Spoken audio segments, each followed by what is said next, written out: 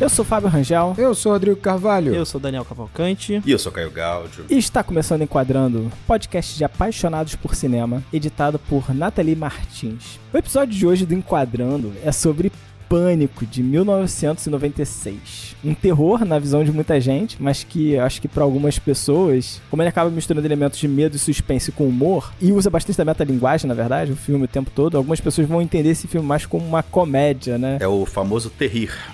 Comédia é um pouquinho demais, né? Olha, eu vou te falar, Rodrigo, que hoje eu assisto Pânico e eu de fato rio. Não, sabe? também. Eu de fato acho divertido. Eu gargalho, assim. Então, isso é muito engraçado, né? Vamos lá. É do lendário diretor Wes Craven, né?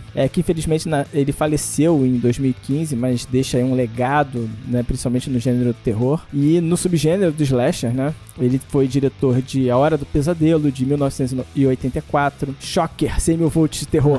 Finalmente vou poder falar isso. assim. Você tem uma ligação toda especial. Acho que o Wes Craven, ele sabe explorar muito bem esse tom cômico no terror. E Shocker, 100 mil volts de terror, ele tem essa característica também. Ele é um filme que ele é pra ser cômico. Só que, eu não sei, assim, na minha infância, né, também, vamos lá, né?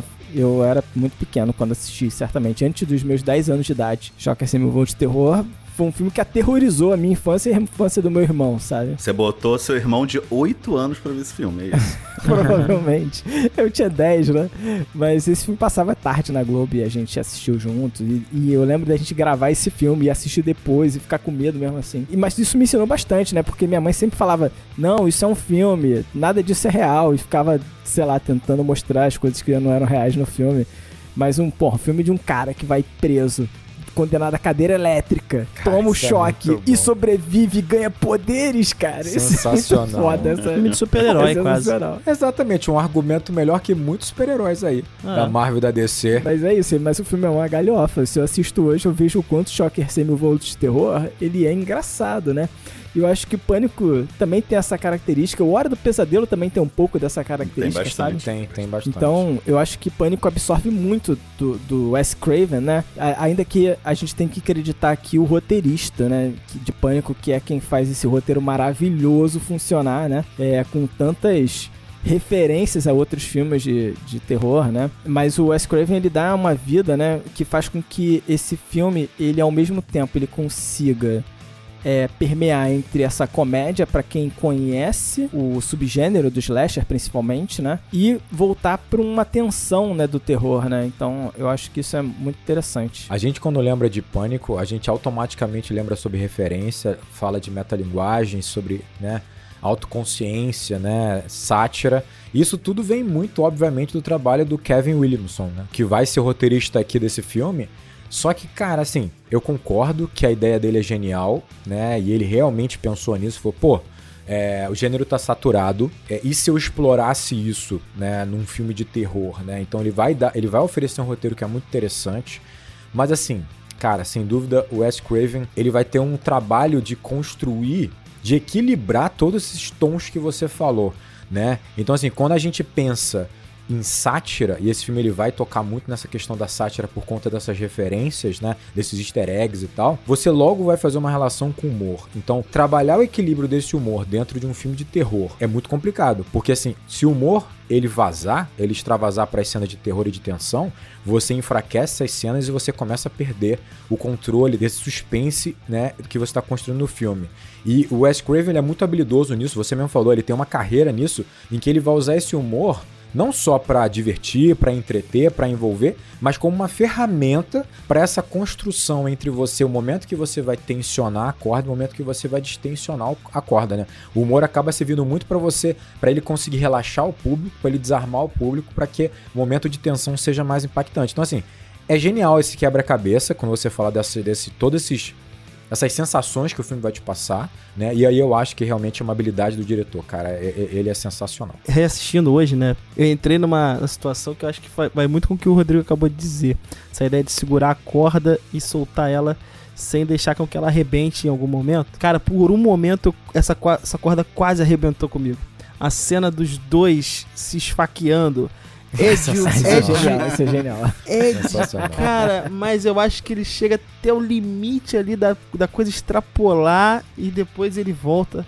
E é um exercício muito difícil, cara. É um exercício muito difícil. E eu acho que isso é um ponto bem forte da franquia como um todo, mas principalmente do primeiro filme.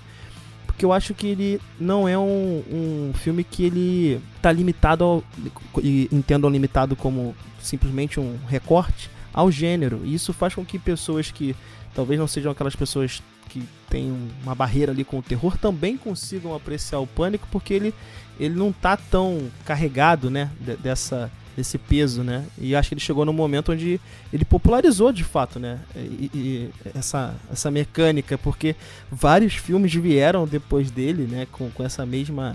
É a primeira vez que eu vou usar a palavra estrutura. E, cara, o que veio hoje, se eu olhar pra trás e ver o Todo Mundo Odeia o Chris, ó. Se eu olhar pra trás e ver o Todo Mundo em Pânico, cara, não é nem tão engraçado quanto o Pânico 1, cara. O Pânico 1 é muito bom, cara. É muito engraçado, Pânico cara. é mais engraçado. Eu imaginei que você ia trazer informação. Você não trouxe, então eu vou trazer, né? Tá complicado. E o papel do Wes Craven, ele é fundamental aqui mesmo. E ele foi um cara que foi pensado a dedo, assim. Não foi a primeira escolha pra direção do filme, né? O roteiro do Williamson, ele estava pronto, foi, assim, muito procurado na época em Hollywood, teve um verdadeiro leilão, assim, do roteiro. Caramba. Acabou com a Miramax, né? A Miramax tava começando ainda, assim, no processo de trazer uns filmes menos conhecidos e tal, de pessoas menos conhecidas. Então, eles compraram o direito do filme, lembrando aqui Miramax dos irmãos Harvey e Bob Weinstein, né? Muito criticado no movimento Me Too e tal. A gente vai até falar um pouquinho disso mais lá na frente. Mas eles compraram o roteiro do filme e, a partir daí, eles começaram, assim, a tentar achar pessoas pra dirigir esse filme. Eles levaram o roteiro, por exemplo, pro George Romero, levaram pro Sam Raimi, pro Danny Boyle, pro Robert Rodrigues. Naquele momento, ele junto com o Williamson, né, eles entenderam que ninguém estava entendendo qual era a proposta do filme. Todo mundo estava dando um tom muito de comédia pro filme, todo mundo estava lendo o filme muito como comédia. E aí, em algum momento, eles se tocaram de procurar o Wes Craven, justamente por conta do que ele fez com os filmes lá atrás, né? O Wes Craven, ele estava num momento que ele não estava querendo dirigir mais terror, ele leu o roteiro do filme e achou o filme muito violento, achou o filme muito pesado. Inicialmente ele não queria dirigir, mas ele era o cara perfeito, né? Justamente pra dar esse tom aí que é violento, que é terror, mas que também sabe rir de si mesmo, né? Que sabe repensar o próprio gênero que ele tá contido. E até muita gente já fala isso da Hora do Pesadelo. Tem muita gente que diz que a Hora do Pesadelo nem é um slasher. É um assassino sobrenatural. Enfim, tem algumas questões que acho que não cabe muito entrar no mérito aqui, mas muita gente já entendia que ele já tava repensando o próprio gênero que ele ajudou a construir lá atrás. Então ele caiu como uma luva aqui, né, cara? É engraçado você perceber isso. Os diretores, ou sei lá, os produtores não estavam compreendendo o filme em si, né? Por quê? Porque quando você pensa realmente numa sátira, o humor vem atrelado. E é um humor intenso, um humor exagerado. E é engraçado que você assiste Pânico e você percebe que se você dá umas 3 passadas pro lado na direção do humor, você tem uma paródia. Você tem Todo Mundo em Pânico. Todo Mundo em Pânico foi uma resposta natural, sabe? Porque você vê Pânico e você fala, cara, isso aqui, ele tá a 2 passos de um Todo Mundo em Pânico, entende? Então, é engraçado perceber que realmente, é o que eu falei, o Wes Craven, ele era o nome a conseguir equilibrar isso pra que não transbordasse, pra que não escorregasse, sabe? É foda, eu acho incrível, cara. É legal você falar isso, porque, cara, na minha mente era muito confuso. O que era Pânico 1, o que era Pânico 2, o que é Todo Mundo em Pânico, cara. E a ponto de eu não lembrar exatamente quem eram os assassinos desse filme, cara. Eu não lembrava até o final. Mas isso é muito bom, porque o filme ganha, né? Você reassiste ele e você não lembra direito o que é, porque tanta mistura na cabeça. Eu jurava que era o policial, cara. Jura? Mas o policial é no Todo Mundo em Pânico. No Todo Mundo em Pânico, exatamente. Que, aliás, é uma bela sacada do Todo Mundo em Pânico. Uma bela sacada. Tem a ver com os Suspeitos também, né? Não deixa de ser uma paródia também com os Suspeitos. É verdade, é verdade. Além disso, assim, a gente sabe que, beleza, o Wes Craven foi muito importante pra manter esse tom no ponto certo, sabe? Porque senão, de fato, o filme, um passinho pro lado, o filme vira uma galhofa, né? Mas o Kevin, ele consegue algo muito interessante com o roteiro do Pânico, né? Que acabou sendo aproveitado em toda a sequência, em outros filmes de terror, né? Que já tava antes no terror, mas que ele aproveita isso e transforma tipo numa fórmula, né? Que é a gamificação de quem é o assassino. Porque uma coisa muito, muito divertida da série do Pânico, né? É você assistir e tentando entender quem é o assassino aqui. Pode ser qualquer um, né? E o filme brinca com isso, né? De certa forma, com essa paródia, né? Que ele faz de si mesmo, que pode ser qualquer um. Cara, tipo assim, eles sugerem o pai da Sidney, que apareceu por 3 segundos no filme. Tipo, foda-se total, assim. Porra, o diretor da escola vira um suspeito no momento que ele só faz uma ameaça com uma tesoura a 2 alunos, entendeu? É muito ridículo. É muito ridículo, porque isso é o humor sendo usado como ferramenta. Ele percebe que, como eu tenho a sátira, eu tenho que usar ela como ferramenta, senão perde função. Fica basicamente, né, uma paródia. E é isso. Então, já que eu tenho um tom mais leve, já que eu tenho essa forma um pouco mais livre de trabalhar, eu vou trabalhar os suspeitos de uma forma também um pouco mais divertida e sem tanta responsabilidade. Só que ele consegue. E aí é engraçado porque a gente tá falando que se ele desse uma escorregada pro lado era uma paródia. Eu não digo nem que esse é o problema em si. Eu acho que se ele dá uma escorregada pro lado, ele apaga o terror do filme, ele apaga a trama em si do filme e o envolvimento com os personagens. Porque uma das características principais de uma paródia é você não se envolver com os personagens. Eles são insignificantes. O que você tá conectado é com humor. Meramente com humor. Só que aqui é um filme de terror. Você tem que se envolver a algum nível com a Sidney para que você tema por ela em algum nível, né? Então ele vai te oferecer um drama, ele vai te oferecer uma trama também. Claro, não é tão sólida, mas é interessante o suficiente. Então, assim, complicado equilibrar essas peças de fato. Eu acho que é muito complicado também porque ele brinca com regras, né, do gênero e ao mesmo tempo, ao fazer isso, não só você tá entendendo a regra, mas você espera que ele quebre a regra. Por vezes ele não quebra a regra, ele segue a regra literalmente, né? Então você fica no meio termo ali de que é quase que tu tá tendo uma aula de como são os filmes de terror pra ele desconstruir isso na tua frente ali, né? Pra falar, olha, isso aqui é do gênero, isso aqui é ridículo, olha como é que isso aqui é ridículo, mas olha como é que funciona também, porque tu toma o jump scare no final das contas, né? Cara, é muito complexo, cara. Foi um filme que, assim, muito difícil de eu entender. Caraca, o tom, né, cara, é muito complexo, assim. Como chegou nesse ponto, né? Alguns outros filmes hoje em dia seguem um pouco essa linha aí dessa gamificação, né? Recentemente eu vi 2 filmes que seguem isso. Não sei se já assistiram, né? O Boris, que foi até promovido pela A24, né? E tem um, cara, chamado 16 Facadas. Que o nome em inglês é Totally Killer, que é um filme de terror com viagem no tempo. Muito bobo, assim. Agora eu entendi. Tipo, eu volto no tempo pra matar você 230 vezes, sabe? Tipo, cara... Assiste que é maneiro. Assim? É divertido, assim. Não é bobo, mas é divertido, né? Ia falar também que, assim, vocês chegaram a comentar sobre o Todo Mundo em Pânico, né? Mas é engraçado como, assim, eu assisti os 3 primeiros Pânicos e eu acho que eles envelhecem muito bem. Até o 3 que a galera critica mais, né, na internet, eu gostei. Eu acho que o humor no Pânico ele é sensacional. Mas, cara, eu acho que o Todo Mundo em Pânico envelheceu tão mal, assim, sabe? Tipo, eu também ele acho. Tão terrível a comédia dele que eu não consegui assistir mais, assim. Eu tentei ver e eu só consegui ver, sei lá, uns 10 minutos do filme e eu parei, assim, eu larguei. Eu falei, não. Ele tem momentos inspirados, assim, mas, assim, no geral, realmente envelheceu muito mal, né? Era a comédia daquela época, né? Ele vai pro total escárnio, né, também, assim. Exato. E num escárnio que como o Rodrigo falou, fazia sentido, talvez, naquela época, né? Mas que hoje a gente vê que atinge certas coisas que não deveria. Ainda tem mais, assim, não faz sentido talvez pra nós, né? Mas pra outras pessoas, né? Talvez fizesse, né? Essa que é a questão. É a idade também, né, gente? A gente é velho, pai. Não, olha só. Eu novo, eu fui no cinema assistir os 3 primeiros alucinado com Todo Mundo em Pânico. Então, assim, justamente. Óbvio. Eu também ri lá. Na década de 90 eu ri pra caramba. Exatamente. Mas assim, eu acho que o Fábio tocou num ponto que eu acho que talvez seja o grande marco dessa franquia. Eu acho essa talvez a melhor franquia de terror. Eu não tenho certeza, mas eu gosto muito da franquia Pânico. Principalmente os 4 filmes realmente com Wes Craven. E eu acho que assim, o interessante dessa franquia, é que assim, ela me soa sólida, ainda que você tenha um filme talvez mais fraco que o outro, assim, tá? Tem gente que fala do terceiro, tem gente que critica o segundo, né, e tal. Só que eu acho que ela é sólida no que ela se propõe. E aí ela se conecta, isso que é muito interessante, que tem a ver com essa metalinguagem. No primeiro momento, você pode até encarar como se fosse uma roupagem interessante pro filme, né? Como o Daniel falou, tô brincando com essa metalinguagem, né, pra gerar em você uma quebra de expectativa ou não e tal. Mas não é só isso, né? Eu acho que a grande graça é que essa metalinguagem vai ser usada pensada para levantar discussões importantes e interessantes em todos os filmes, e parece que realmente vai crescendo. Só de você lembrar que o segundo filme já vai introduzir a ideia de um filme dentro do filme, que é aquela franquia Stab, que é uma sacada sensacional, que é um... foda. Essa é foda, né? O Stab é um filme feito do livro da Gale. Então, assim, é muito foda os debates que os filmes vão levantar por conta dessa metalinguagem, que são discussões diretas. A gente vai falar disso nesse primeiro filme aqui.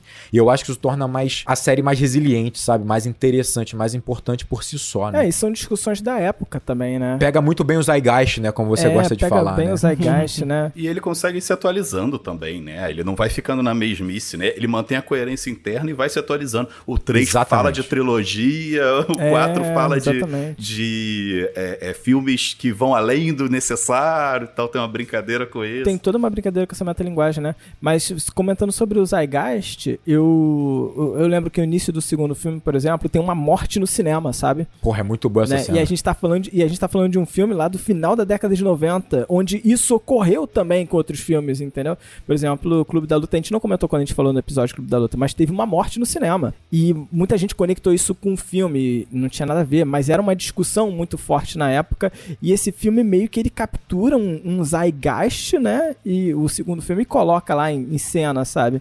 Isso é muito poderoso. Não, é total, né, cara? Porque assim, você pega o primeiro filme, sei lá, ele vai levantar N questões, né? Muito pela figura da Gale, né? Você vai ter ali uma mídia televisiva, jornalística ou não, que ela vai carniceira, né? Que ela vai lucrar muito em cima da violência, né? Da vítima em si. Não só ela cria uma mitologia em volta do assassino e lucra com isso, né? Como também ao redor da vítima. E aí você pega o segundo filme, que já começa com um filme sobre um serial killer, né? E aí você tem no cinema, essa cena do segundo filme é sensacional. No cinema, uma porrada de gente do público com a máscara do Ghostface, né? É a popularização máxima de um assassino, sabe? Então, assim, nisso já cria um peso ao redor da própria Sidney, né? Que tem ali, praticamente imortalizado no filme, né? O seu arco de drama, né? De terror, de sofrimento, assim, tipo...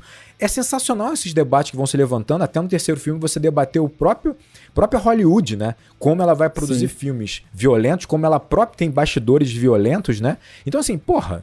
Olha isso, cara. É uma franquia de terror que, teoricamente, satiriza o próprio subgênero. É sensacional, verdade, né? Verdade. Eu tava lendo um pouco sobre a produção do filme. O que os estúdios estavam comprando como roteiro no período eram filmes que fossem menos datados. E eu acho que o Pânico vai conseguir sobreviver justamente por ser muito datado, né? Ele vai conseguir, como vocês estão colocando aí, ser absolutamente identificado com o período, né? Você tem a década de 90 ali, os telefones enormes, né? Inclusive, advindo dessa leitura, eu li uma outra coisa muito interessante. E depois do filme, o número de solicitações por ID, né? De você ter no celular o identificador da chamada, né, aumentou muito, porque as pessoas queriam saber quem estava ligando, né? A gente não tinha essa possibilidade antes disso, né? Um agradecimento, Daniel, ao inventor do Bino, que é brasileiro. Bino? Do Bino. Perdão, Bino não. O Bino tava na série lá, era o amigo do Antônio Fagundes. Também. Mas do Bino. Que é B, identifica número de A. Foi um brasileiro que inventou. Foda. Olha aí. Momento curiosidade com o Fagundes. Mas vamos lá. Eu gosto muito que tem uma cena que a polícia pergunta pro namorado da Sidney: por que você tem um telefone celular com você? Qual a sua intenção de ter um telefone celular? Cara, impensável isso, né? Porque Inacreditável. Você só tinha, sei lá, se você fosse médico ou, sei lá, trabalhasse algum político importante, acho que era isso. E sabe o que é foda? Foi exatamente a criação e a popularização do celular que vai permitir, de fato, o roteiro, né, desse filme, né? Porque se fosse alguns anos anteriores, né, em que você não tinha a popularização do celular, da onde tinha ligado o assassino? De casa? Do orelhão? Mó rolê, né? Pra chegar lá depois. Com o celular, o assassino pode estar de fato na frente da sua porta. Pode estar ali no portão. Então é muito interessante isso porque, cara, como é que pode, né? E hoje o celular é uma coisa, né, tão habitual assim. Sim. Mas é sensacional, cara. Era meio que uma inovação ali. Tava começando a popularizar o celular, né? De fato, né? A gente vê o celular aparecendo no filme, né? Impressionante. Basicamente. Mas então, vamos pro filme? Vamos falar um pouquinho do Pânico aqui. Vambora. Então, sinopse. Um ano após o assassinato de sua mãe, o assassino em série volta para aterrorizar a vida de Sidney. Mas aí parece que a mãe é do assassino, né? Caraca, não. Esses problemas com a vírgula aí que o Fábio tem, né? Parece que a mãe é do assassino. Verdade. E ninguém sabe que foi o mesmo assassino. Lá Mike Myers, né? Realmente tem isso. Ninguém sabe. Essa sinopse aí não tá adequada, não. Eu acho que era melhor. Um ano após o assassinato de sua mãe, Sidney tem a vida aterrorizada por um assassino em série. Pô, aí tá. Saiu de um 3 para um bom 8. Um bom 8. Era só inverter aqui, entendeu? O português é sensacional, isso é inegável. E eu gostaria de agradecer aos ouvintes que tornaram essa sinopse possível: Cristiane Sendin, Marina Versiani, Breno Gaudio e Douglas Manfré. Galera, muito obrigado. Aí, Cris. Obrigado, aí a gente. homenagem aí, Cris. Obrigado, verdade, Cris. Aí eu tenho que falar, então, obrigado meu irmão querido, que também falou. Verdade. É isso aí. Cara, eu acho que Pânico, ele começa de uma forma muito marcante. E isso tem uma ideia um pouquinho que tá também nos bastidores aqui, né? Da escolha da Drew Barrymore pro filme. Mas é interessante que essa primeira cena, ela apresenta já o modus operandi, digamos assim, do Ghostface, né? E a gente tem tudo que você precisa saber do filme. E vai resumir algumas ideias. A primeira coisa importante é entender que a Casey, personagem vivido pela Drew Barrymore, ela não é protagonista. Isso é muito doido. Bem foda. É muito foda. Porque assim, você tem o personagem que é a capa do filme sendo apresentado na primeira cena, e ela é a capa mesmo, é a cara dela gigante na capa do filme. Nota, ela era uma das mais famosas que estava no elenco. Só não era, acho que, tão famosa como a Courtney Cox, né, que fez a Monica em Friends, né? Então, como Friends tinha um alcance muito grande, né? Mas a Drew Barrymore já era a pessoa mais famosa. Era a expectativa que ela fosse protagonista. E ela tava bem em evidência, né? Ela tinha ido no David Letterman, beijado ele, não sei o que lá. Tinha feito filmes que tinham tido alcance, né? E, cara, essa cena existe pra matar ela. Cara, isso é uma grande subversão do gênero já, sabe? Você começa a apresentar a protagonista, você mata isso. E, cara, isso me lembra muito... por exemplo, o que Hitchcock faz em Psicose. Tudo bem que Hitchcock ganha um tempo, né? Sei lá, a protagonista vai morrer com 1/3 do filme, né? Eu vou te falar que o Hitchcock ele é até mais audacioso, né? Porque né? ele demora muito mais tempo pra matar. Sim. Aliás, já falei isso em outro programa do Enquadrando e levei esporro de alguém que falou: nunca vi Pânico, nunca vi Psicose, tomei spoiler de você. Eu falei, caraca, bicho. Pô, mas caramba. Filme do Hitchcock é de década de 60, irmão. Década de 60, parceiro. Pô, perdão se eu dei spoiler pra alguém aí. Mas... é a cena do chuveiro. Você sabe que ela vai morrer no chuveiro. Então, se você estiver vendo o filme, chegou no chuveiro, sabe que ela vai morrer, né? Mas tudo bem. Isso é mais que um spoiler. Não satisfeito em dar o spoiler, o Fábio foi além, né?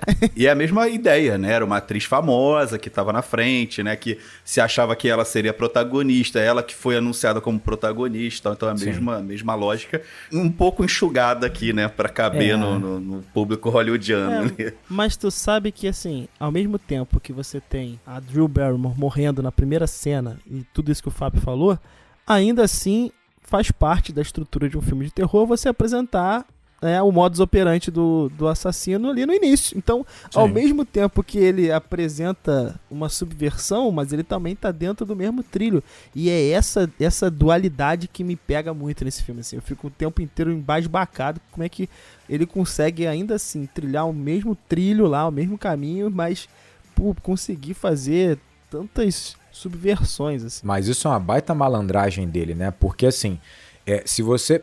foi como vocês falaram, né? Ele vai plantar ali as sementes, né? Que serão muito importantes pro filme. Então, você já tem ali uma brincadeira com referências de filme de terror. Você já tem ali, como vocês falaram, a maneira como o Ghostface ele age e tal. Né? Você já tem uma humanização do Ghostface já nessa cena, já. Ele não é tão competente, tão eficiente assim, né?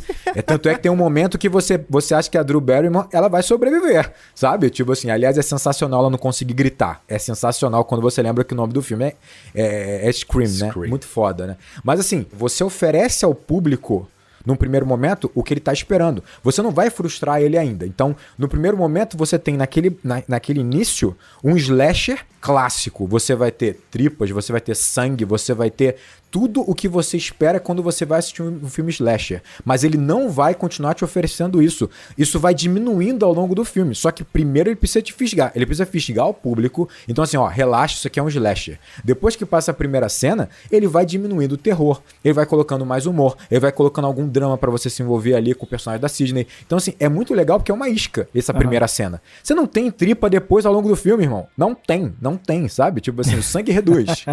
E é legal que a própria Drew Barrymore que teve essa ideia dela fazer a Casey, né, que morre no início do filme. Ela achou que o papel dela ia acabar sendo mais significativo e ia dar um impacto muito maior pro filme.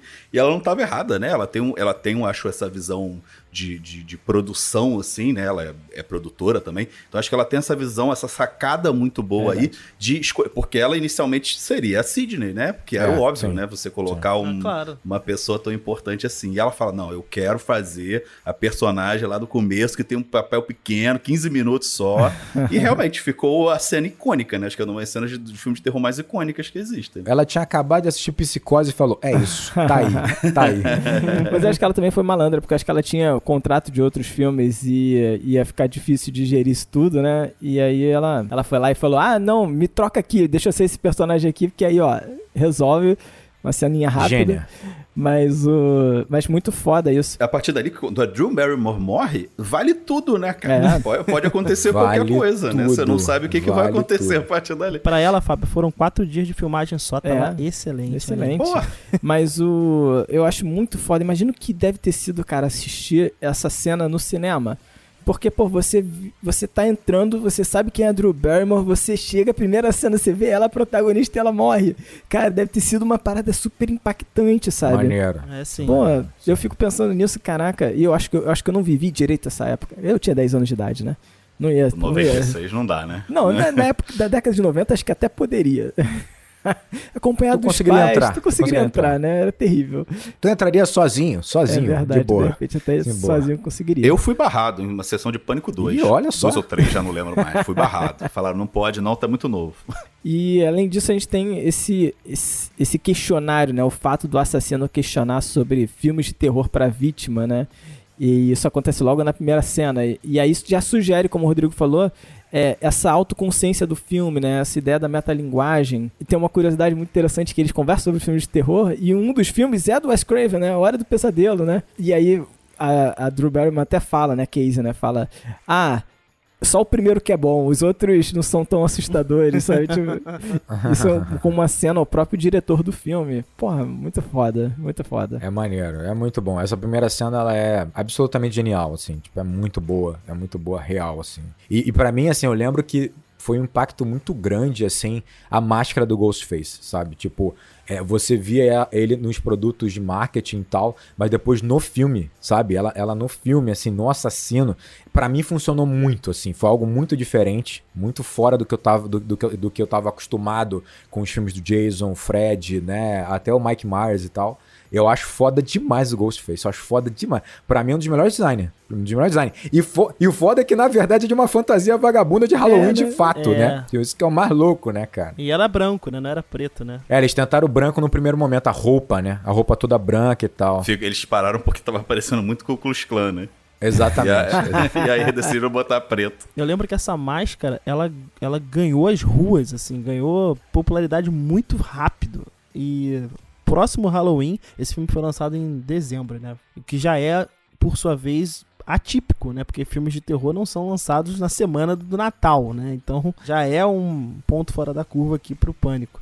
Mas, cara, no Halloween seguinte, cara, todo mundo tava fantasiado de Ghostface, né? Fantasia mega simples, mega barata, né? Você, só precisava da máscara.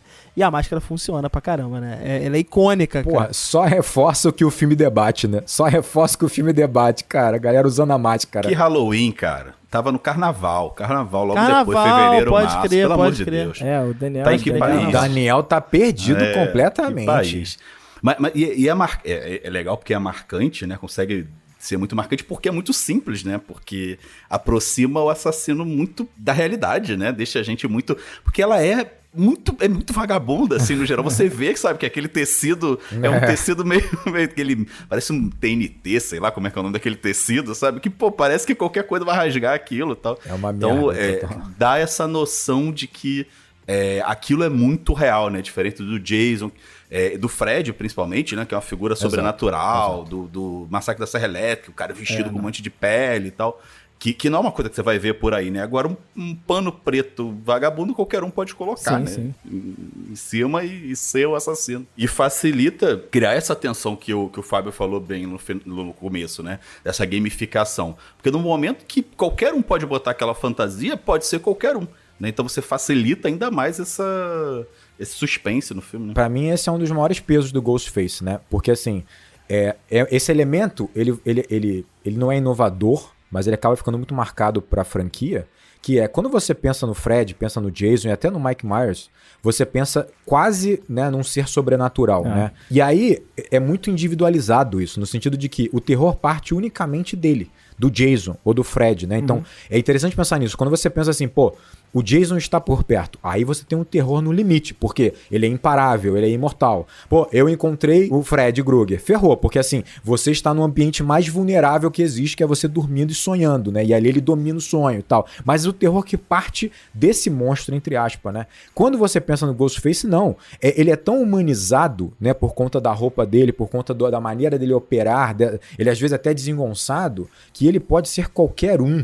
E isso vai ser explorado pela franquia como um terror um pouco diferente, né? E aí que é foda, porque assim, isso vai se transformar numa ideia, e o filme também vai debater isso, a franquia vai debater muito isso, numa ideia que vai gerar, né, o Ghostface, e aí ferrou, porque uma ideia pode se alastrar, né? O Jason não vai se alastrar, o Fred não vai se alastrar, mas o Ghostface pode se alastrar. É a cena do cinema, que você vê várias máscaras de Ghostface, né? Então isso é meio foda, porque quando você pensa sei lá, no Jason, ele é a encarnação de um mal superior, sabe? Um mal infernal, um mal que não é humano. Aqui não, aqui é a representatividade de um mal que é muito humano, né? Que é um resultado da sociedade e que vai retornar e impactar a própria sociedade. E quando você fala de um país como os Estados Unidos, fica mais intenso ainda, que é um país naturalmente alimentado por uma violência, por armas e tal. Então, assim, eu acho que o filme vai tocar nisso em alguns momentos, a franquia toca nisso e torna o Ghostface mais interessante como conceito, sabe? De vilão. Cara, em alguns momentos do filme, quando você assiste, pelo menos da franquia, sabe? Você até duvida se a pessoa que você reconhece no final foi ou as duas pessoas que você reconhece no final são as únicas pessoas que estavam vestidas de Ghostface, sabe? Durante várias cenas. Você fala assim, será que eram elas ali? Por exemplo, nesse filme, o primeiro, né? Tem uma cena onde tem um Ghostface que passa durante o dia no meio do mato, sabe? Tipo, é muito nada a ver, sabe? Tipo, mas você fica assim, pô, será que ali era o Billy ou o Stu, sabe? Tipo, você era uma pessoa aleatória, sabe? Cara, o cara no meio do mercado, cara, de fantasia do Ghostface, cara. Parece um frame do cara no mercado. Não, mas assim? é foda, porque olha que foda, né? Você tem as notícias saindo daquela cidade, né? Em outras cidades. E aí você vai ter pessoas que vão comprar a mesma fantasia e vão fazer o mesmo movimento por conta de, né? Já tem seu desvio, já tem todo esse mal dentro de si e tal. Pronto, tá se alastrando, cara. É uma parada inacreditável. Isso é muito bizarro, Né? Tipo assim, por isso que eu acho que torna o Ghostface muito bizarro, realmente. Exatamente por ele ser tão humano. E aí é legal, porque tu pensa assim, quando você assiste as franquias de Jason, Halloween, o sobrenatural desses personagens, eles acontecem muito por conta de soluções, né? Muitas soluções apressadas e despreocupadas do roteiro, né? Então, tipo assim, porra, cara, como é que o Jason sobreviveu a isso? Como é que o Mike Myers sobreviveu a isso? Porra, como é que ele podia estar ali e ali? O Jason caminha lentamente, mas ele chega sempre antes da vítima e tal. E aí obviamente vai ganhando esse poder sobrenatural ao redor desses personagens, né? Pra quê? Pra solucionar muitos buracos do roteiro, algumas soluções fáceis. Aí, cara, tu pega o Pânico e ele, por ser tão humano, ele dá a melhor das soluções. São dois assassinos, bicho. Acabou a discussão. Porque agora é isso.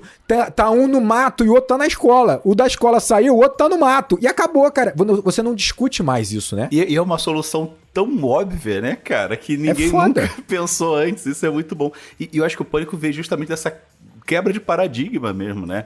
No momento que você tem o Jason, que você tem, né, esses outros que a gente tá falando, cara, é uma força da natureza imparável. Não adianta, você pode dar tiro, você pode quebrar a cadeira, a garrafa na cabeça, o cara não vai parar. Então, a gente vem dessa geração, na verdade a geração um pouquinho antes da nossa, né? Mas a gente vem dessa geração de vendo esses filmes de terror e a gente sabe que se a gente se deparasse com uma situação dessa, não tem o que fazer, amigo. Não tem o que fazer. Ele vai te achar e vai te pegar. Mas no momento que o cara tropeça, você fala, ih, caraca. A coisa aqui... Era o Stu. Quem tropeça é o Stu. Não, mas você fica... Cara, a coisa aqui é diferente, a coisa aqui é real, sabe? Eu consigo correr, sabe? Eu acho pra mim e pra essa geração que já vinha vacinada de filme de terror, o pânico é muito maior, né? Com perdão do trocadilho do nome aí. Culmina também com uma protagonista que ela não é só passiva, né? Você passa a torcer por ela porque você entende que é possível que ela consiga de fato sobreviver. Não por um artifício do roteiro, mas que ela tem capacidade de, né? Então, eu acho que a Sidney a gente muitas vezes não fala ela como protagonista feminina, né? Mas acho que ela é uma protagonista feminina marcante, como não? Assim, que ela realmente toma as rédeas. Ela é muito foda. Icônica demais. E isso do Caio falou, pra mim, traz um elemento foda, assim. O Jason, ele é imparável. E ele, como monstro, ele vai se tornando um monstro, né? Ele afugenta, ele faz a gente se afastar dele. Você só quer fugir, ponto final. Você não pensa nem na possibilidade de confrontá-lo, né? Só no limite, claro, né? É óbvio.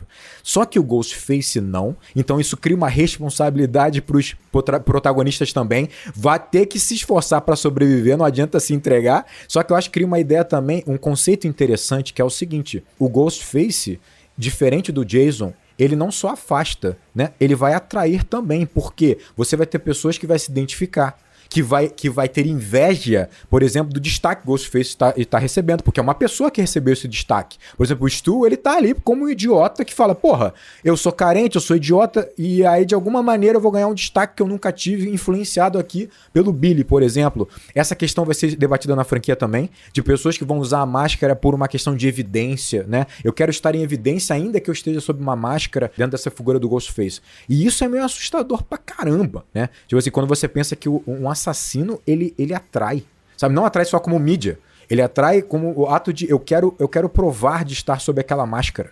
E aí é foda, porque o assassino pode ser não só literalmente qualquer pessoa, mas ele começa a ganhar uma certa característica não só física do próprio, né, na pessoa que está sob aquela fantasia, mas também ele começa a encarnar o que aquela pessoa é de fato. Então, por exemplo, ele pode estar agindo por vingança. Então será um Ghostface levado pela vingança. Ele pode estar pelo, sei lá, um pavor que se transformou em raiva.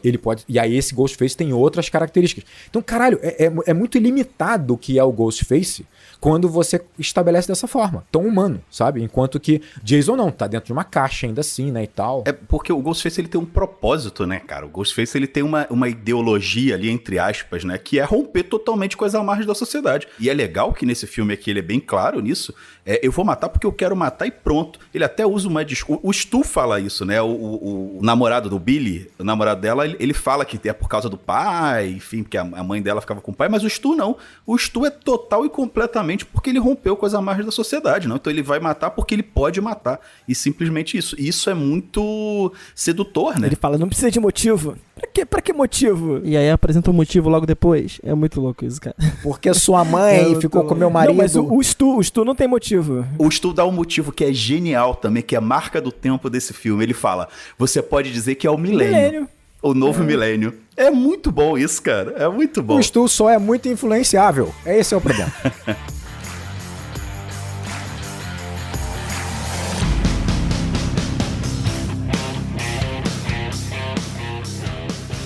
Para mostrar o quão poderoso é essa ideia que vocês estão debatendo sobre o Ghostface poder ser qualquer um, cara, nesse filme mesmo tem um momento em que eu fico assim, quem matou o diretor? Sabe? Porque a gente vê o diretor numa cena bizarra, segurando uma tesoura bizarra, botando na cara de alunos que estavam usando a roupa do Ghostface no colégio. Exato. E logo na sequência, o diretor é morto por alguém usando a roupa do Ghostface. E você fica assim, ué... Não sem antes tomar um susto com a própria máscara que ele estava segurando. Né? Cara, isso é engraçado. Exatamente. E não sem antes encontrar o Fred Krueger. É muito foda, né? Que é o Wes Craven. Que é o Wes Craven, exatamente. Esse frame que é o é Wes Craven, ótimo, né? Então fica esse questionamento, sabe? Quem matou o diretor? Será que realmente foi o Billy? Quer dizer, provavelmente foi o Billy, né? Mas você fica assim, porra, talvez não. É válido, é um debate E você válido. não sabe? Mas eu acho que o filme, ele é tão pouco sério nesse sentido que eu, sinceramente, nem me fiz essa pergunta. Porque eu acho que o filme nem tem interesse de mostrar quem era quem, onde tá o quê e tal. Mas eu acho que isso que é poderoso, Sim, sabe? isso é muito maneiro, porque assim, ele é sério o suficiente pra você se importar com todo mundo que tá ali e querer saber quem é o assassino, mas ele é zoado o suficiente pra você, tá bom, se foi o Stu, se não foi. Pô, o Billy morreu ali. Como é que ela não viu que o Billy não morreu ali? Pô, ela jurou que ele tinha morrido. Pô, como é que pode? Mas assim, tá bom, vai, eu tô comprando, você tá me dando, eu tô comprando, né? Eu acho isso muito interessante porque a gente tá falando da Sidney, né? Isso que a gente tá falando é um trabalho de roteiro e da direção em que eles conseguem equilibrar isso muito bem, onde eles meio que aceitam que nessa linha aqui, por exemplo, da brincadeira com os suspeitos, que é uma piada realmente, a brincadeira das mortes em si, o final mesmo, essa coisa de morte, morreu, voltou e tal, eles tomam essa liberdade e dá uma certa leveza pro filme mesmo, um certo descompromisso, só que ao mesmo tempo você tem, por exemplo, uma trama interessante que dá uma certa profundidade pra Sidney com o passado dela. E a relação com o namorado é bem interessante. O momento quando ele desabafa lá na escola, você não me dá atenção, você se me afasta, não sei o quê. Cara, rola um drama interessante ali que dá o envolvimento pra gente suficiente pra gente torcer pela Sidney, entender o drama dela. Torna ela uma personagem mais interessante, né? Então é isso, parece que ele leva a sério alguns pequenos momentos. Por exemplo, a Gale é uma personagem muito importante que vai reverberar por toda a franquia essa postura de carniceira, né? De você lucrar ali com a violência, de você, né, tornar mídia, né, uma situação tão complicada quanto essa. Então é engraçado porque ele levanta debates naturalmente importantes, mas ao mesmo tempo ele tem essa leveza e descompromisso com vários momentos do filme, que tem muito a ver com isso, com a morte, com a morte dos personagens, quem é o suspeito, que ali é a brincadeira, mas tem um tema sério ali levantado, né, de alguma forma. Logo a primeira cena tem uma coisa que ela é muito engraçada, sabe? E eu falo assim, cara, hoje eu vejo como isso é engraçado, que a Casey tá sendo ameaçada, né, pelo Ghostface que tá no telefone falando com ela, e do nada ela fala assim, olha, meu namorado tá chegando, ele é forte, ele joga no time de futebol, sabe? E você vai ter que se ver com ele. O Ghostface fala pra ela, dá uma olhada pela janela, sabe? Dá uma olhada lá fora. Aí ela vai, olha lá fora e ele tá amarrado, todo ensanguentado. Aí é quando ele vai e começa a fazer as perguntas pra ela, né? Mostra o modus operandi, faz as perguntas lá de terror, né? E ela erra a resposta do Jason, né? No primeiro filme, que não era o Jason, era a mãe dele, né? No Sexta-feira 13. E aí, você ouve um barulho de faca, sabe, lá fora. É muito galhofa. Você ouve um barulho e aí, quando ela olha, as tripas do cara já estão todas pra fora. E você fala, gente, isso não faz sentido, sabe? Mas é um descompromisso, sabe? Uma liberdade. Mas sabe o que é engraçado? Não faz sentido, mas faz quando você começa a entender quem é o Wes Craven. Porque... Por exemplo, ele diz que o roteiro é muito violento pra ele. Ele sempre defendeu uma certa não violência, por incrível que pareça. Ele não era um diretor de defender ou de ter prazer por essa violência. Então ele acaba criando, ele oferece um tipo de violência, o sangue, as tripas e tal, de uma maneira que faça com que você tenha o horror, mas não de forma tão séria assim, não com uma seriedade de um diretor que é atraído por essa mesma violência, sabe? Sim, muito legal, cara, isso. É interessante isso mesmo. Assim. E esse tom de galhofa tá ali no ar, ele não toma o filme, mas ele tá no ar, como se fosse isso mesmo, assim, o Wes Craven não leva essa parte da morte tão a sério, essa atração tão grande pelo sangue em si, né? E aí você vê as cenas dessa forma, é foda, eu acho isso irado. Quer ver uma parada muito maneira sobre essa cena? É assim, por incrível que pareça, é a pipoqueira. Eu acho que o fato dela botar a pipoqueira no fogo te dá um senso de urgência que você não para pra raciocinar no primeiro momento. Porque a ação da cena não tem nada a ver com a pipoqueira, tem nada a ver. Mas você se preocupa com aquilo que tá no fogo. E mais quando a cena evolui, você vê os estágios da confecção ali, você tá entendendo a dinâmica espacial, né? Quanto tempo demorou pro telefone tocar, qual o tempo que ela demora para se deslocar na casa. é eficiente, cara. Mas é mega datado, né? Obviamente, né? Ninguém mais faz pipoca desse jeito. É datado, mas é inovador porque não é uma chaleira. Ainda bem que não é uma chaleira. Pelo amor de Deus, é sempre uma chaleira. Sempre uma chaleira.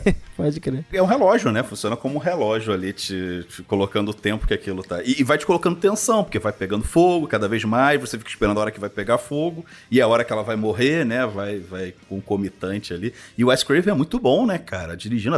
Toda essa cena inicial é muito boa, muito bem dirigida. Ele já te entrega, no primeiro ângulo, ele já te entrega um ângulo holandês ali, né? Com a câmera tortinha, olhando pra janela, que ele não precisa falar nada. Tá ali já o terror, sabe? É uma cena meio escuro na janela e tal. Mas é interessante que a gente tá sentindo isso, mas os próprios protagonistas, os atores desse filme, os personagens, eles não sentem esse terror que a gente tá sentindo, né? Porque ela tá ali e ela tá de boa. Ela não tá preocupada naquele momento inicial ali, né? Ela chega inclusive, a falar que ela não tem namorado. Que é uma coisa muito interessante, assim, das personagens femininas desse filme. Pode crer. Porque fica uma coisa assim, mas por que ela falou que ela não tem namorado? Porque ela estava interessada por aquela conversa ali, né? Tava interessada. Ela estava interessada, aquela conversa tava boa, tava legal, tava interessante, né? E depois que ela fala que tem namorado, eu não lembrava dessa cena exatamente, né? Eu falei, pô, ela mentiu antes ou ela mentiu agora? Aí quando ele mostra o terror ali... Então você fica nessa expectativa também, ele trabalha com isso, de que, pô, será que ela... Né? Primeiro, né? Pô, minha filha, você tem que, né? O assassino tá vindo aí, porque você já sabe que isso tá acontecendo, né? E depois você fica nessa expectativa. Pô, vai chegar o namorado mesmo dela? Vai vir alguém salvar ela ou não vai e tal? E aí ele corta, né? Essa expectativa mostrando o namorado lá estripado. Ele né? corta de verdade essa expectativa. É verdade, né? Mas sabe que, pensando sobre isso que você falou, Caio, da forma como ela reage, parece que no filme... Todos os personagens sabem que estão em um filme de terror, menos a Sidney. Parece que a Sidney vive, de fato, uma realidade mais humana, sabe? Ela tá vivendo o drama dela, da família dela, né? A mãe dela foi assassinada, né? Foi estuprada e assassinada, né? Bizarro, né? E ela é um personagem... Ela é o personagem menos exagerado no filme inteiro, sabe? É um personagem que não é um estereótipo. Um estereótipo, de fato. Ela sabe? vive o drama de fato, né? Todos os outros são muito estereotipados e são exagerados, né? E em vários momentos, parece que eles estão agindo de forma a ajudar o roteiro de terror do filme. Mesmo sabendo que eles estão no filme, é isso que é... Exatamente. Não, exatamente. Porra, é foda demais. Tá aí o equilíbrio que a gente tá falando. O mais claro disso é o próprio Randy, né? Que é o personagem que trabalha numa locadora, né? E ele conhece tudo sobre o gênero e ele vai explicando para as pessoas como é que funciona o gênero, o subgênero do slasher, o gênero do terror. E aí, em algum momento, ele agradece por ser virgem quando é descoberto que ele tá vivo depois de tomar um tiro, sabe? Bom, é muito bom. Então, tipo, o Randy meio que, ao mesmo tempo, também ele sabia que o Billy é o assassino. Ele fala várias vezes, sabe? Tipo, óbvio que esse cara é o assassino. Olha a cara dele. É óbvio que ele é assassino. É óbvio que ele é assassino. Ele fala isso, né? Literalmente isso. Não, e tem vários diálogos, se você vê de 2 vezes o filme, e assim, óbvio, né? Depois que você sabe, fica óbvio. Mas quando você assiste, cara, não dá pra tu não pensar mais que não é o Billy o assassino, assim, porque a abordagem dele é muito diferente dos demais, assim. Ele tem um tom muito soturno, assim, né? Ele tá sempre com cabelo molhado, ele tá sempre com uma reflexão estranha, né? Ele tá sempre com olhar de perfil, né, cara? Ele tá sempre com um rostinho meio virado, assim, né? Um sorriso que ao mesmo tempo é meio paranoico, né? E é legal que ele é um babaca, né? Ele é um babaca com a Sidney, ele é um escroto com a Sidney. Só que você já sabe que isso é normal, né? Você considera que isso é normal, o cara ser escroto com ela, sabe? Você tá considerando só uma atitude normal do personagem ali, né? E não, né? De fato, isso tem a ver com o fato dele ser o vilão, né? Isso é muito legal. A gente tá falando da menina da primeira cena e ela já é uma personagem interessante e sofisticada, sabe? A Sidney também é. A Gale também é. São personagens muito bons, cara. Tipo, a Sidney é foda porque, assim, ela não quer... Ela não refuta o sexo por uma questão moral boba, né? Tipo assim, ela tem um trauma, né? Que ela luta contra ele, mas ela tem vontade, né? Tanto é que no início do filme ela mostra o seio pro Billy e fala, não, eu tô afim. Só que, assim, não é uma situação fácil pra mim, é delicado a situação. Então, assim, é muito interessante como é uma personagem muito mais sofisticada do que a gente poderia imaginar, sabe? Tipo assim, pô, é foda. A Gale é foda pra caramba. Se tu pega todo o arco dela ao longo ao longo da franquia, ela é uma personagem muito interessante, cara. Tem momento que você até se torce por ela também, sabe? Tipo, a Gale, né?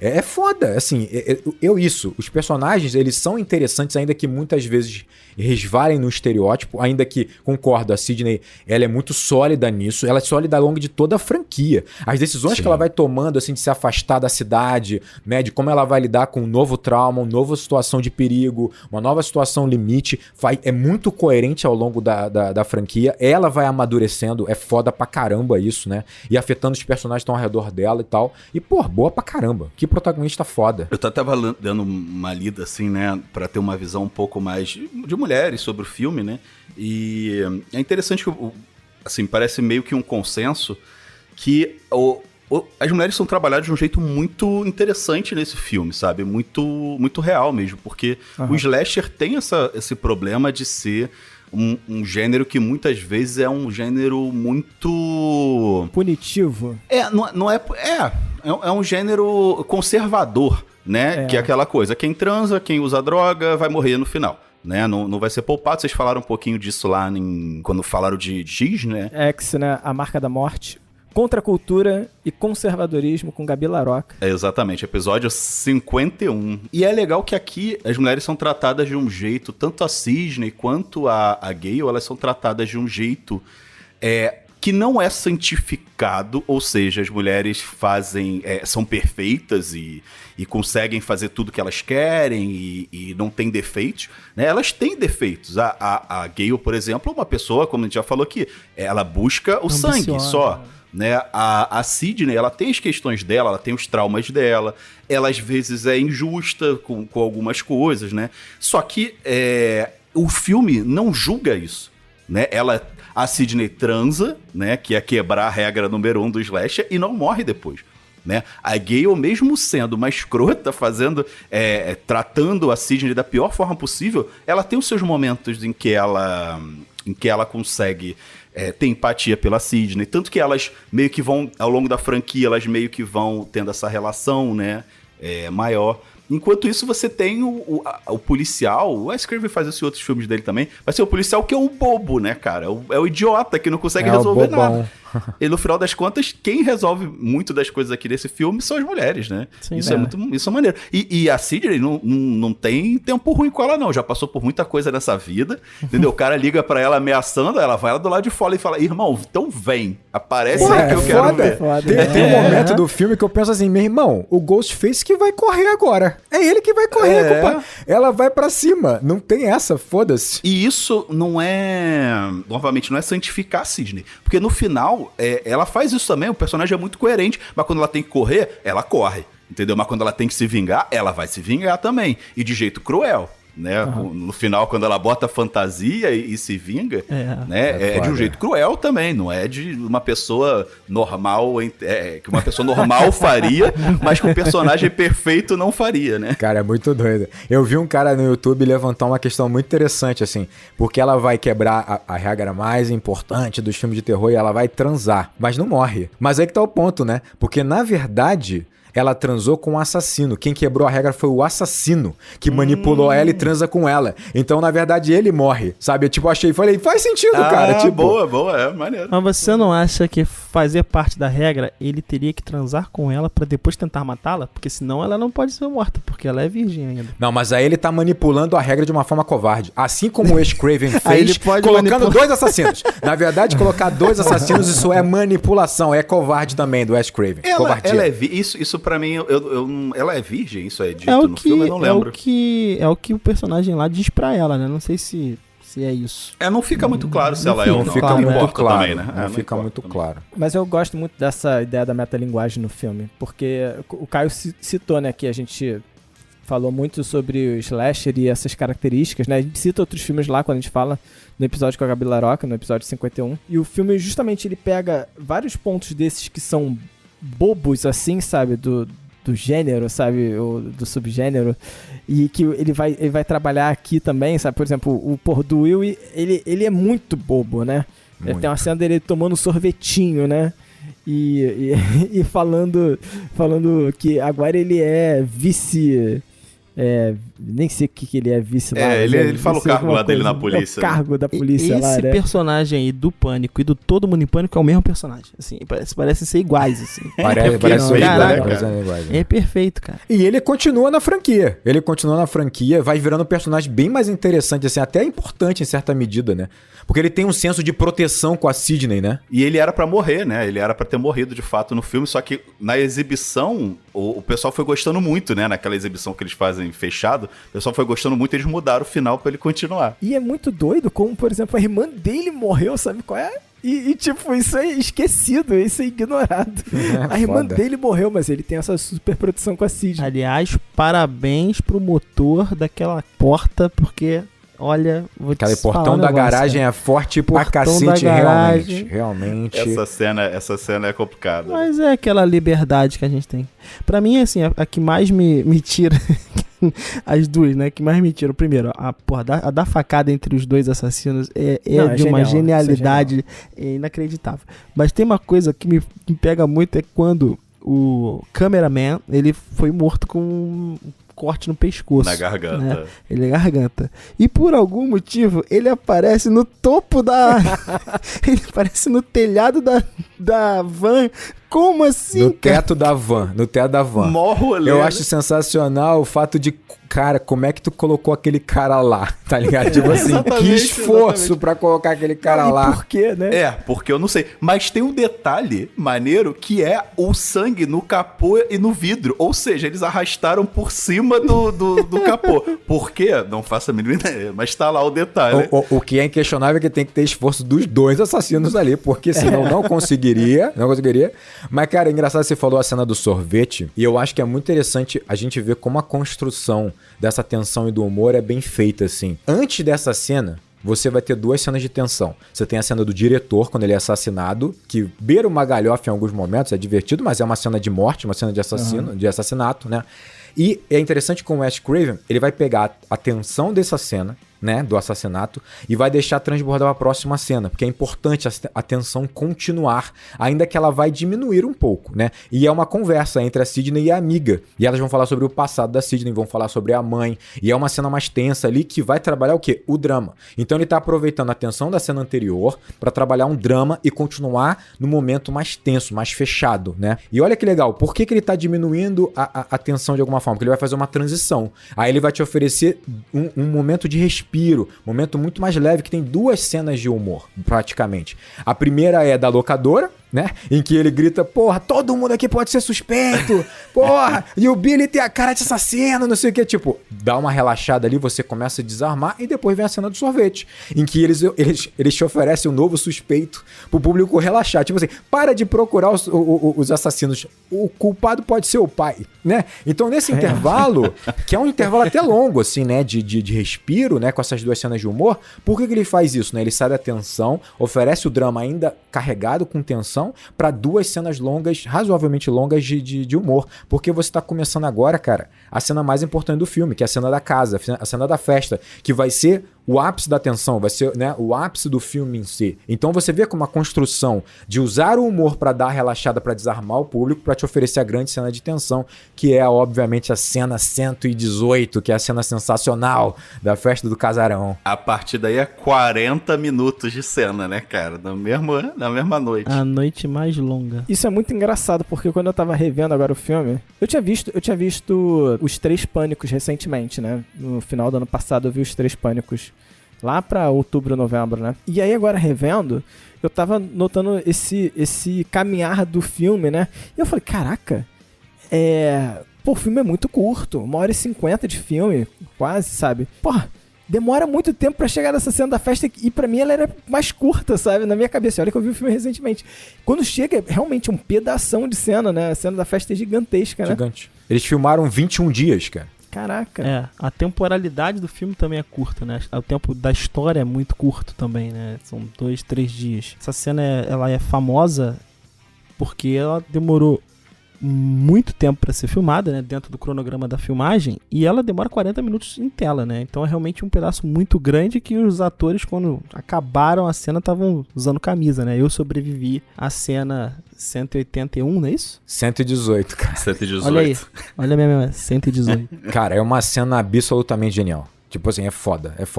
Porque você percebe, pela complexidade dela, que é um grande quebra-cabeça de que você tem que conseguir mover as peças que são os personagens, afastando esses personagens, aproximando os personagens de acordo com a necessidade das cenas, né? De todo o arco que vai ter, né? Essa grande cena, esse grande arco, assim. E porra, é muito foda porque você não perde a noção de espacialidade. Geograficamente, você entende o que tá acontecendo e o tempo também, né? Você consegue ter uma noção do caminhar do tempo que faz muito sentido, né? Tanto é que aquele momento que você tem a gravação que tem um delay de 30 segundos é sensacional, né? Essa cena é incrível, né, cara, da gravação. E tem uma questão também que é assim, apesar de acontecer numa casa, uma mansão e tal, você ter os níveis da casa, não são tantos cômodos assim que são explorados, né? Você tem o hall, Sim. onde está acontecendo a maior parte das interações.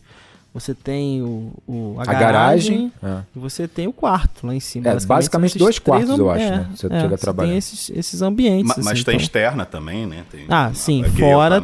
Fora tem... Tem umas coisas muito interessantes. Ela sai pelo telhado, ela anda no telhado, ela cai em cima de um barco estacionado. Mas então, aí é quando a tensão já estourou, ela já explodiu. Aí a gente só tem a Sidney. Até então, você não tem esses cômodos da casa apresentados. Porque o Rodrigo falou, a gente tem os personagens se movendo ali nesse tabuleiro, mas não são tantos lugares assim. Então você precisa realmente ter uma certa habilidade ali para você conseguir deslocar. E aí tem que usar bastante o exterior da casa, né? Uma parada que eu não lembrava, assim, né? Também na época eu não reparava tanto essas coisas. O Wes Craven, ele usa uns planos longos, né, cara? Não chega a ser plano sequência, mas ele usa uns planos longos, assim, né? Até antes do filme, assim, momentos que não tem tanta tensão na escola, ele faz momentos, umas câmeras, né, ousadas, que vêm de cima e tal, e aqui ele abusa disso, né? Tem umas cenas bem longas, assim, sem muitos cortes, que eu acho que facilita o terror que esse filme quer fazer também aqui, né? E dá uma sensação realmente de tempo, né? Da passagem do tempo em realidade, né? Dentro do real ali. O que eu acho legal é não ter cortes na ação do filme em si. Você vê que, por exemplo, quando a Sidney tá correndo, não vai ter corte, né? Você vai mostrar ela fazendo todo o trajeto, né? Você não tem tanto picotar aí das cenas. E aí isso dá uma noção de que você tá realmente acompanhando ela. Você torce mais por ela por causa disso, né? Você tá vendo a evolução da cena, né? Sem cortes. Então dá essa sensação de espacialidade, de temporalidade, que é importante aqui. Cara, eu acho que pra gente conseguir compreender como é complexo esse desencadear de ações e reações, assim, que pra mim são bem coerentes no geral, assim. A própria cena que a gente tava falando agora dos 30 segundos, que já é sensacional pelo conceito dela por si só, né? Tipo assim, você pega antes, assim, a cena precisa que a festa esvazie. Então, num primeiro momento, basicamente o fim de festa, a galera já foi saindo aos poucos, eles estão reunidos na sala pra assistir finalmente o filme Halloween, né, que foi levado lá pelo nerd chato, né, do final da festa. Todo mundo bebendo, zoando. Legal. Já tem referência aí para um filme importantíssimo do gênero e tal. É o momento, a peça central desse tabuleiro, porque você tem as regras sendo comentadas pelo nerd e você tem a Sidney quebrando a regra principal no quarto de cima, né, com o Billy. Muito foda isso. Isso já é foda por si só. Aí ele vai começar a mexer as peças. O Stu vai aproveitar uma oportunidade, uma brincadeira em cima disso, falando, porra, então quando eu falo já volta, a gente morre, então ele sai pra pegar a cerveja com essa brincadeira. Então é muito interessante porque ele sai de cena, pra gente ele pode estar em perigo ou pode ter morrido quando ele desaparece, mas na verdade é o assassino saindo. Ó que foda.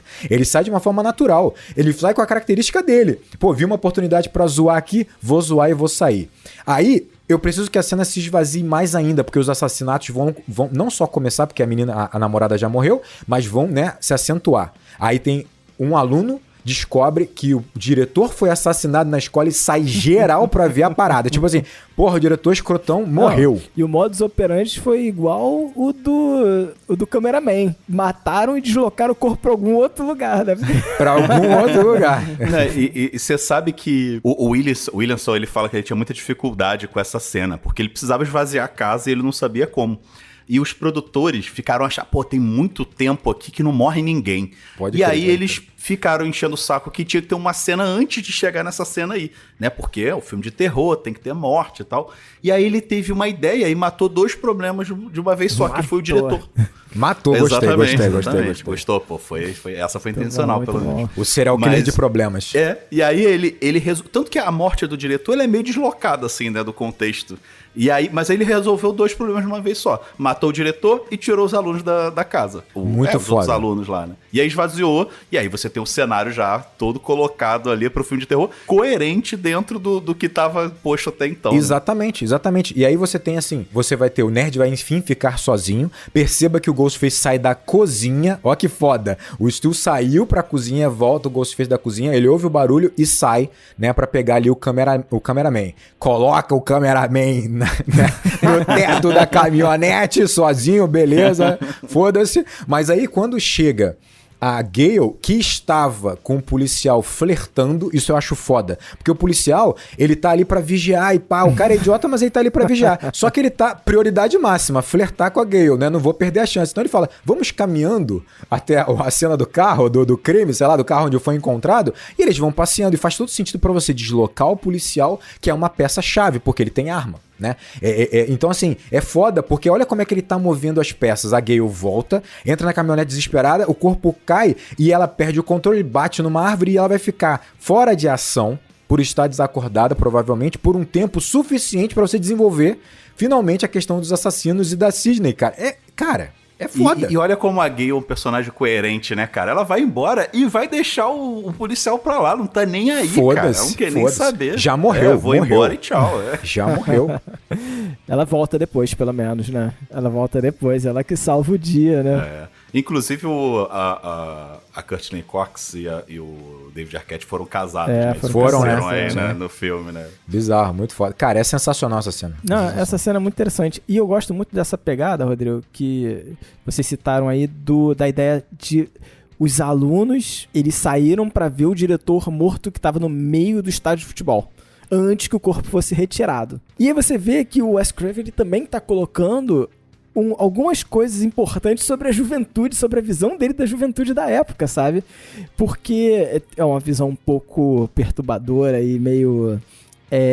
sádica, né? Sádica, né? E pessimista, né? Mas quando você olha pro que a gente tava falando, que o Ghostface pode ser qualquer um, e a gente vê, cara, diversos materiais hoje que existem que enaltecem serial killers. Por exemplo, a série da Netflix lá, né, que eu sou um grande crítico daquela série. Aquele Dahmer. Porra, porque coloca o serial killer como sempre o gênio, sabe? Pô, Jack Stripador mesmo, né? Eu já comentei isso em outros episódios do Enquadrando, mas tem muita gente que fala, nossa, olha só, um gênio, que ele não era pego, não sei o que, nunca pegaram ele. Não, na verdade ele matava gente que na sociedade estava marginalizada, então acabou. Periférico, né? Periférico, então a sociedade não se preocupava em investigar, sabe?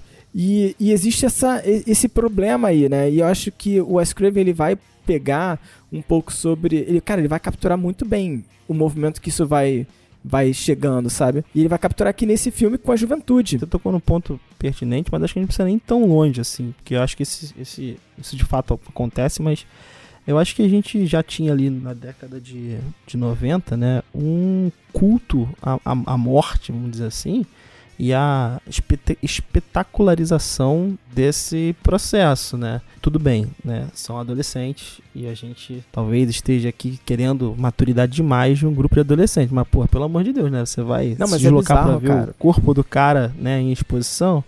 O pessoal da minha escola iria. Exato. Sinceramente, exatamente. Eu acho super real. Óbvio, é super real. É super real. É o engarrafamento quando tem um acidente na pista, na outra pista, que o pessoal para pra ver. Não, mas eu acho que esse nível aqui é um nível maior, assim, sabe? Porque é um nível de exposição também, que é diferente. Porque, por exemplo, olha só, por que eles foram liberados da aula? Eles foram liberados da aula porque uma aluna foi assassinada e outra aluna está sendo perseguida. E aí tem um assassino à solta ali que é perigoso, sabe? E aí, foda-se. Vamos fazer uma festa. Vamos comemorar. Pô, pra mim é muito real, porque você não imagina na sua época de escola lá de ensino médio, não era isso que ia acontecer? Muito provavelmente, cara, era isso que ia acontecer. Se tivesse um assassino, eu ia ficar meio preocupado. É aquela coisa da sociedade americana, que é uma total ausência de pais, né? Não tem pais ali, né, aptos a resolver e falar, gente, pô, não dá pra fazer uma festa. Mas existe pelo menos uma falta de sensibilidade num nível que o Wes Craven ele quer passar aqui, sabe? Por exemplo, a ideia da galera mascarada ir lá no colégio assustar a menina que tá sendo perseguida. O ensino médio é uma prisão, cara. Eu a mesma concordo, coisa. Mas isso é real, o cara. O próprio Stu que faz uma piada com assassino, sabe? Pra ela, sabe? Ô, Fábio, a gente vive num país que as pessoas foram no Congresso defender torturador, abertamente. Esse é o nível de... Então, acho muito real, assim. Não é todo mundo, mas muitas pessoas, infelizmente. Cara, mas de alguma forma, eu acho que eu concordo com o Fábio, que eu acho que essa sociedade americana, ela tá muito brutalizada e insensível de fato, e eu acho que o Wes Craven, ele tá apontando isso, que essa é uma geração, uma nova geração, que ela já vem muito insensível para esses temas, né? Talvez por essa mídia excessiva em volta da violência, talvez por essa questão mesmo de você ter um país que ele foi estruturado ao redor do armamentismo, né? Eu acho que tem esse debate sim, e o foda é você perceber que eles exportaram essas ideias, né? Eles exportaram isso, né? E é foda mesmo. Você vai ter em 2003, por exemplo, o filme Elefante, né? Do Gus Van Sant, que vai debater, né, a questão do aluno que vai entrar na escola e vai assassinar uma porrada de amigo da escola. Então, assim, e vai ficar cada vez mais rotineiro isso, né? Tipo assim, a ponto de você ver... Cara, eu tava vendo lá uma propaganda de um produto que era assim, tipo assim, uma sala de aula que consegue se transformar num bunker nos Estados Unidos. Já vi esse... Entendeu? Olha o ponto que chegou. E aí esse filme é de década de 90, entendeu? É perturbador. Eu não tô discordando, não. Eu só tô dizendo que isso, na verdade, é uma coisa que... É mais comum do que é mais comum do que deveria. Acho que às vezes quando a gente vê na obra, acaba chocando mais, né? Mas é mais comum pra gente do que... eu tô assumindo que a visão do Wes Craven é pessimista. O Caio tá assumindo que a visão dele é realista. Exatamente. Esse o ponto. Eu acho que tem um certo pessimismo. E eu acho que faz muito sentido, Fábio, porque... Esse discurso ele continua, tanto que vocês citaram já a cena do segundo filme dessa espetacularização da morte crescendo, né, de fato. Então, total, a cena do cinema. E o personagem da Gale é muito importante pra isso, né? Porque ela é o que torna o espetáculo, né? Ela fez um livro sobre um cara que é possivelmente, até onde todo mundo sabe, depois isso é refutado no filme, né? Mas então todo mundo sabe, ele teria matado a mãe da Sidney. Ela fez um livro sobre ele, que vende, sabe, tipo, que, vende pra caramba, e ela é famosa por causa disso, e os jovens ali leram, porque eles reconhecem ela. Não, leram porra nenhuma, viram ela no programa de TV que ela é famosa. Tu acha que aquele jovem leram um livro dela? Não, tu tá de sacanagem. Não, mas tem esse mito, né, pelo menos assim, sabe, tipo, olha, ela que escreveu sobre o assassino, né? E pouco tempo depois, a gente até falou isso lá em Jogos Mortais, episódio 70, você tem filmes que são... os Jogos Mortais em si, a gente debate isso lá, né? Não é tanto isso, mas você tem uma espetacularização da violência cada vez maior no cinema também, né? Então, o Wes Craven é realista pra mim. Eu também, pra mim ele é realista, e eu não sei se no segundo... Tu concordou comigo e agora concordou com o Caio. Não, mas olha só, pensando em sociedade... Assim. Não, calma aí. Eu acho que pensando em sociedade americana, ele é realista. Ponto. Beleza, entendi. Mas assim, tanto é que no segundo filme ou no terceiro, tem, eu acho que um embate, uma conversa em sala de aula que eles debatem isso. O filme violento, ele alimenta a violência na sociedade, no público e tal, tem esse debate, né? Perpetua por toda a franquia, né? Essa questão, né? Até afetar, até chegar na internet também, a franquia vai tocar nisso também. É o que eu tô falando, tipo assim, o filme levanta questões muito interessantes, muitas vezes pelos detalhes com que ela vai te oferecendo, né? É isso. O Fábio colocou um ponto que eu acho muito interessante. Será que não teria, nessa mesma sociedade, uma porra de um aluno que odeia aquele diretor, que vai aproveitar, que tem, né, o álibi perfeito, né, pra não matar a porra do diretor? Eu não duvido. É a mesma coisa no início do segundo filme. Nada me diz que o assassino do filme, ou os assassinos, não vou revelar, é a pessoa que matou no cinema. Porque a cena do cinema é um caos, e é muito doido a visão do Wes Craven sobre o jovem no cinema, né? Porque eles estão tacando pipoca pro alto, é uma loucura. Gritando. Virou realidade total isso. Isso é realidade máxima. O cinema virou uma bagunça. Agora citando o segundo filme, desculpe, mas de fato, sabe? E quem diz que o assassino é aquela pessoa que matou lá no cinema, sabe? Esse filme, ele consegue chegar num ponto, sabe? Que eu acho que ele meio que tira uma foto do que a mídia tá transformando a sociedade, sabe? Com essa ideia da espetacularização da violência, sabe? Com o enaltecimento de serial killer, enfim. A gente não pode também reduzir tudo à mídia em si, porque a mídia também é resultado de uma estrutura maior, né? Sabemos disso, né? A busca pelo lucro máximo, né? Esse é o grande ponto, Olha né? lá. Que vai transformar tudo em produto. Olha o pedágio. Vai transformar tudo em produto, cara. Sempre boa. Tava faltando um pedágio. Tava faltando um pedágio aí. Sabe o que é foda? Foda de real? Realista. Realista é como a Sidney vai matar o Stu com uma porra de uma televisão de tubo. Aquilo mata real. Aquilo ali não tem questão. Aquela porra pesa ilimitadamente, aquela televisão de tubo. Ainda é uma homenagem. Isso ainda é uma homenagem, essa televisão de tubo, porque está passando Halloween. Na frente está a Laurie, que é a protagonista do Halloween, segurando e ela ajuda, né, a matar o Stu. Exatamente. Porque é muito foda, porque a Laurie não consegue matar o Michael Myers. Ele volta, né? Então, isso é muito foda, porque naquele momento ela tá segurando a faca na frente da televisão e a televisão bate no Stu. E sabe o que eu lembrei? Bate é foda, bate, amassa o Stu. Mas sabe o que eu lembrei que eu achei, porra, inusitado? Porque a gente tava discutindo sobre isso outro dia, quando a gente falou no episódio do Chamado, que tem a televisão que derruba a pessoa. Tem televisão também, Sim, e aí eu logo fiz essa conexão, falei, caraca, aqui tem a televisão, né? Porra, derrubando a pessoa, muito foda. Foda demais. Eu só acho que aqui nesse filme funcionou bem melhor. Bem melhor, né, cara? Do que o Chamado. Bom, e já que a gente tá falando de coisa ruim... De sociedade bosta. Exatamente. E de indústria bosta também. Esse filme, ele, pra muita gente, é considerado um marco, assim, do que veio a ser o movimento Me Too. Pra quem não sabe, o movimento Me Too foi um movimento onde mulheres assediadas na indústria de Hollywood vieram a público se manifestar, colocar tudo que elas passaram, todas as questões que elas vêm sofrendo na indústria há bastante tempo, né? Que a gente sabe que vem de décadas de Hollywood, né? Hollywood, obviamente, é o marco disso, mas que isso acontece em diversos meios de comunicação.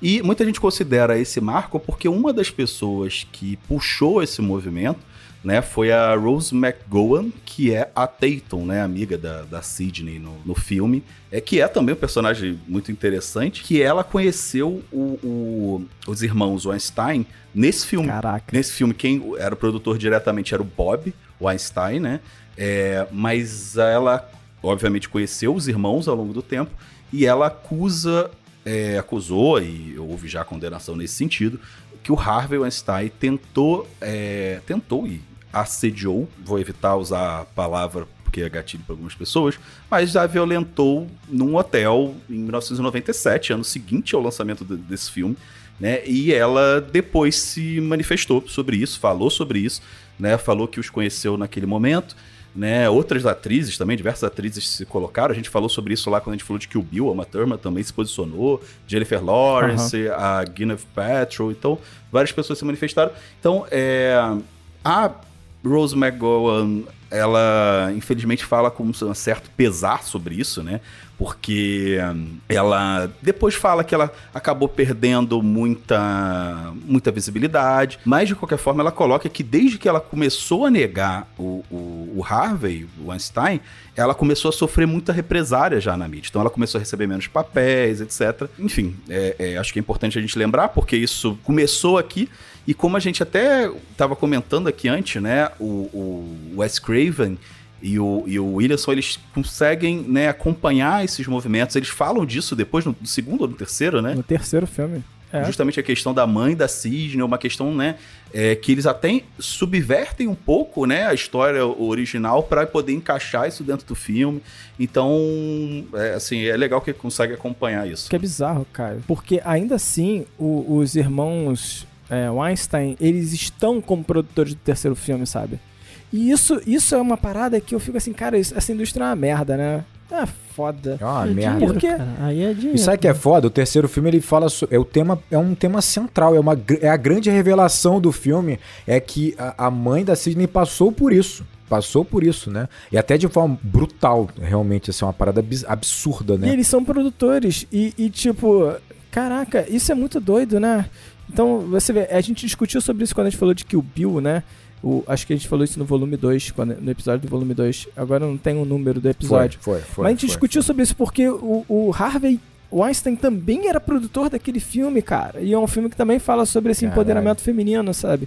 Então, cara, e sobre esse abuso, né? Eu fico imaginando o que passa na cabeça desse cara, né, cara? Ele tá vendo ali o que ele faz, sabe? E eu não sei se esse tipo de cara se sente orgulhoso, sei lá. Realmente, também não quero entrar na cabeça desses caras. É só merda que passa ali dentro, é bosta. No final das contas, acaba conversando muito com essa coisa que o filme coloca também, desse mal muito real, muito próximo, né? Que às vezes ele não tem esse glamour, como você colocou bem, né? Ainda mais quando você pensa, Caio, que o produtor tá atrás das câmeras, sabe? Ele tá camuflado também, sabe? Ele tá escondido, sabe? E é bizarro isso, né? Até essa leitura, porra...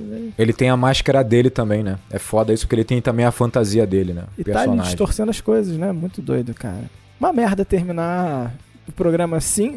Eu não queria ter terminado o programa com o clima lá embaixo. Na verdade, eu acho que isso só mostra o quanto a franquia Pânico ela é relevante, sabe? Tipo assim, ela vai tocar em temas importantes, sabe, ao longo de toda a franquia, ainda que ela mantenha um pouco do humor dela, sabe? Então, assim, é uma franquia foda demais, foda, demais. cara. Eu admito que eu não assisti ainda o 5 nem o 6, preciso, não sei se manteve o nível, porque nosso mestre Wes Craven ficou só até o 4.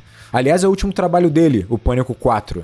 Dizem que o 6 é muito bom e ele vem com a Jenna Ortega aí. Ele parece que retorna. Ele retorna com alguns personagens antigos, né, também. Mas de qualquer forma, ele consegue fazer isso, que é coisa rara, né, cara? Consegue fazer um filme que é entretenimento, mas traz diversas paradas no fundo, né? Diversas... sem ser um filme maçante, sem ser um filme... chato e tal, né? Esse filme de entretenimento mesmo. Muito pelo contrário, eu acho que para um filme de terror ele é bem acessível, assim. Ele pode ser assistido de várias formas, né? Por vários olhares diferentes e você tendo experiências totalmente diferentes. Se você não é um grande apreciador de terror, você vai ver um filme tenso, né? Um filme que tem a sua atenção, mas se você gosta muito do subgênero do slasher, né? Você vai ver o filme como uma comédia. Isso é muito doido. O cara consegue fazer um negócio impressionante. Em nenhum outro filme você vai ver os dois assassinos se esfaqueando e um deles reclamando que o outro enfiou a faca fundo demais. Cena genial. E ele tá morrendo. Cara, eu adoro essa cena não muito. Não tem como, eu cara. Adoro demais essa cena. Porra, eu acho tão foda. A hora que ele atende o telefone, e é a Sidney no telefone, e ele tá falando assim, perdendo a voz, sabe? É muito foda. Ele tá perdendo, ele tá desfalecendo. Aí tem uma hora que ele fala, pô, mas aí meus pais vão ficar muito putos comigo, vai dar merda, cara. Tipo, cara, é sensacional, porque assim, olha que engraçado, tipo, na hora eu pensei assim, cara, eu vou rever o filme pra ver quem é quem na hora das mortes, assim, porque, sei lá, se o Wes Craven ou o William, ele pensou nisso na hora de escrever as cenas, não sei. Mas o que eu acho maneiro dos perfis tão diferentes, assim, é que o jeito do Billy, né, e essa parada ele tem enfiado a faca muito fundo, ele é o assassino real, tá ligado? Tipo assim, ele não aguentou, tá? Eu acho muito foda, porque o perfil dele, de tipo, planejar essa porra toda pra, caraca, matar a Sidney no aniversário de morte da mãe e tal, justifica também toda uma camada do que é quase uma regra do gênero, que é o assassino que verborrágico, que fala pra cacete, porque faz sentido, amigo. Ele construiu um bagulho que ele tem que falar. Ele tem que ter orgulho da merda que ele fez, porque é longa, é demorada, é trabalhosa, sabe? Então, tipo assim, justifica ele, por exemplo, ele meio que ficar meio que brincando com a Sidney, tem um pouco de, sabe? Porque ele precisa valorizar. Ele precisa valorizar, sabe? Então, assim, cara, funciona tão bem. E aí o Stu vai virando só um adolescente, sabe? Imbecil, que não consegue ter o peso da merda que ele fez, sabe? Cara, como é bom. Ele fala que os pais dele vão brigar com ele, né, cara? Pô, meus pais vão brigar. Vão brigar com ele, cara. Cara, o Billy manda ele procurar a arma, eu acho. Aí ele vai caindo na cadeira assim, não dá, não tô conseguindo. E tipo assim, ele tá apagando, tá ligado? E cheio de sangue. Cara, é muito bom. A tensão final, ela fecha bem quando todos nós aqui, a gente esqueceu do pai da Sidney e ela também. E aí ela fala, meu pai. E aí corta pra ela coçando a cabeça, tipo, putz, meu pai, esqueci do meu pai, né? Muito Caralho, foda, muito muito louco. foda. O cara era o suspeito principal. O cara era, tipo, toda a armação era ao redor dele. Ele apareceu 2 vezes no filme, 3 segundos, tá ligado? Tipo, Foda. é foda, muito bom. Enfim, então galera, se vocês gostaram desse episódio, por favor, considere apoiar o Enquadrando lá no apoia.se/enquadrando e siga a gente nas mídias sociais, no Twitter, Enquadrando _ enquanto o Alexandre de Moraes mantiver o Twitter aí, No mas, Blue Sky também. No Blue Sky. mas a gente tem Blue Sky já, entendeu? Então, tá tudo bem. E no Instagram, @enquadrando _oficial. Teve uma repaginada no brand do Enquadrando, então vai lá e curte lá pra gente. Fala o que você achou. Eu tô rindo aqui do Fábio achando que aquela molecada leu o livro da gay, tá ligado? Não faz nenhum sentido. Foi mal, foi Fábio é um mal, foi mal, otimista. gente. O Fábio é um otimista, cara. Ai, É ai, um muito perdido bom. mesmo. Então é isso aí, galera. Um grande abraço. Bons filmes.